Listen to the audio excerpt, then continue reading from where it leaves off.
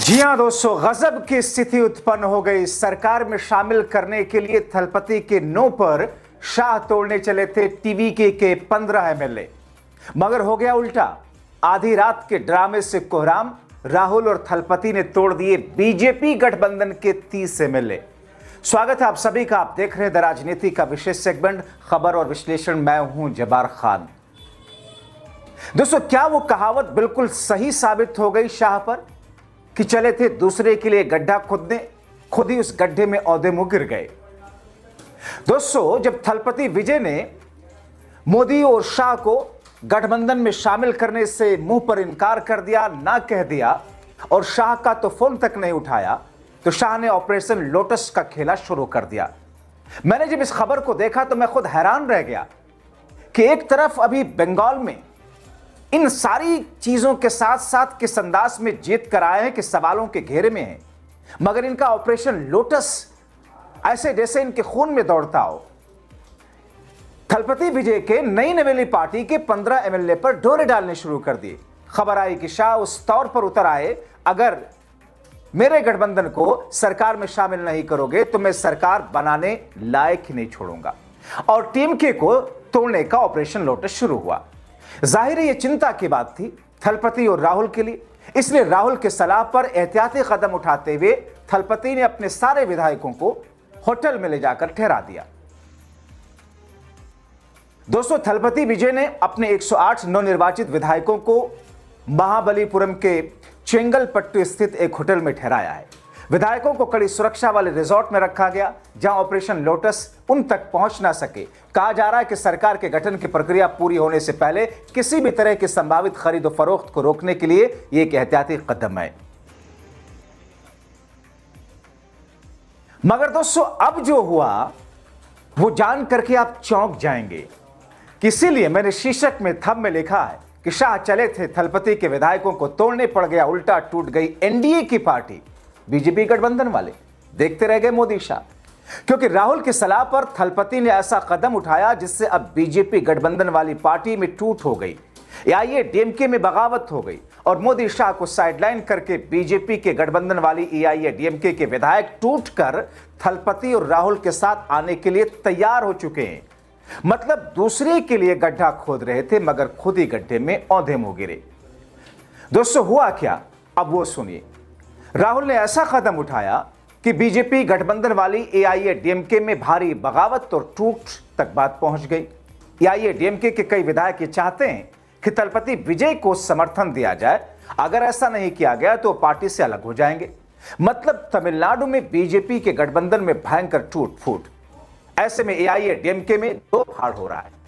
इसलिए 6 मई को जो होने वाली बैठक थी विधायक दल की, उठल गई। ऐसे में पार्टी के 47 एमएलए में से ज्यादातर टीवीके को सपोर्ट करने की मांग कर रहे थे। शायद मैंने दोस्तों इस वीडियो की शुरुआत से टीवीके की जगह टीएमके बोल दिया है, माफी चाहेंगे उसके लिए। तो अब टीवीके के सपोर्ट करने की मांग करने लगे वो विधायक।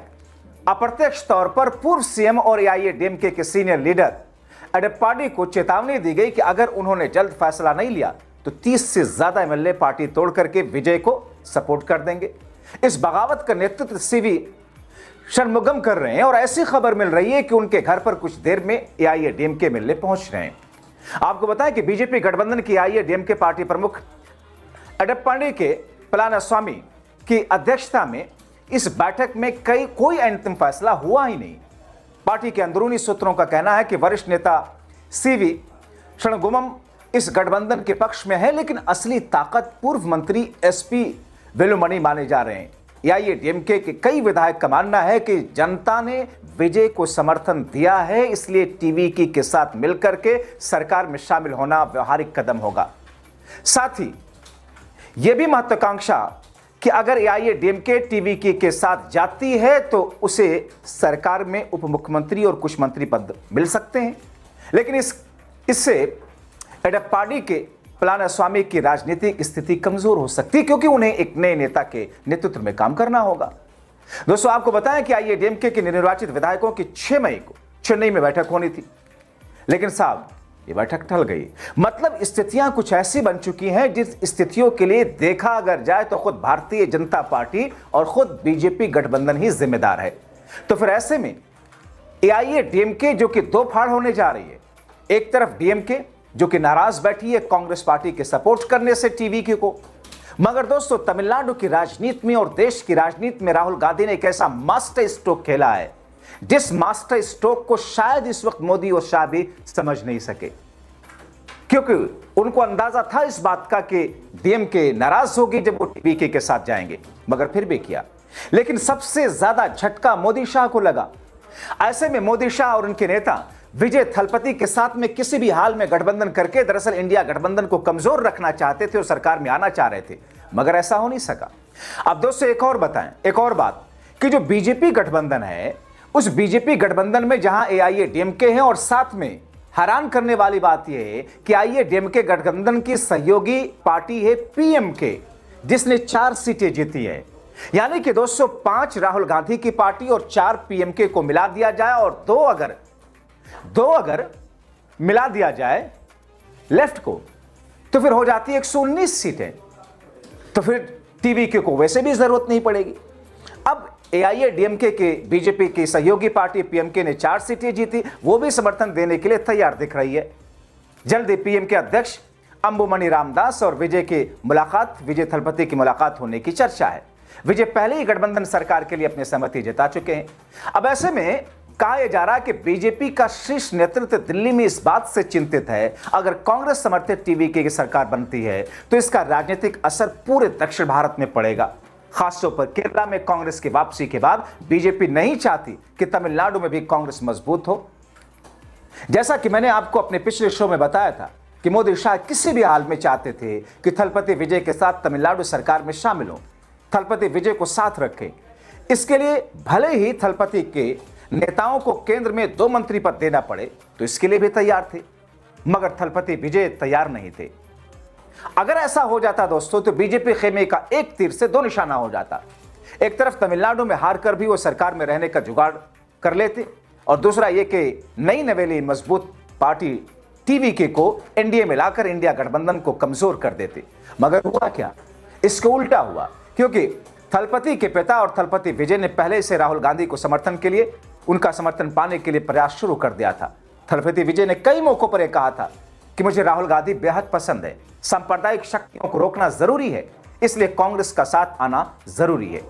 तो फिर ऐसी स्थिति में दोस्तों अभी बंगाल में जिस तरीके की स्थिति उत्पन्न हुई, जिस तरीके से घेराबंदी करके मानो किसी भूमि माफियाओं की तरह से मैंडेट पर कब्जा किया गया, और ऐसे में सीधे सीधे तमिलनाडु के अंदर इस तरीके की स्थिति उत्पन्न करके ऑपरेशन लोटस चलाने की हिम्मत तो देखिए।